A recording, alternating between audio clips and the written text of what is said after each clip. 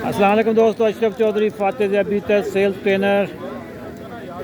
ज़िंदगी की गहमा गहमी में ऐसा ना हो कि आप अपने बच्चों को भूल जाएं, अपनी फैमिली को भूल जाएं।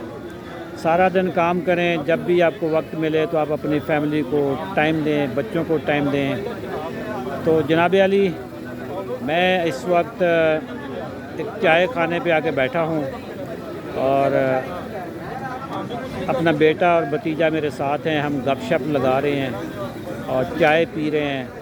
तो आप सब के लिए लेसन ये है कि बच्चों को टाइम दें, इनके साथ गपशप लगाएं। ये जो सुनहरी लम्हे हैं ना, इनको कैप्चर करें। तो ये मेरा भतीजा है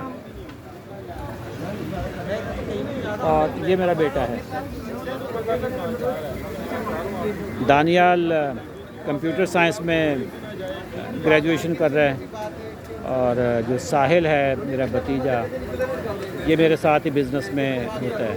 तो यूट्यूब का चैनल भी यही मैनेज करता है, अकाउंट्स को भी मैनेज करता है और मेरे साथ ही रहता है। तो दोस्तों, खुशी के लम्हात शेयर करें, खुश रहें। Thank you very much. अल्लाह हाफ़िज़।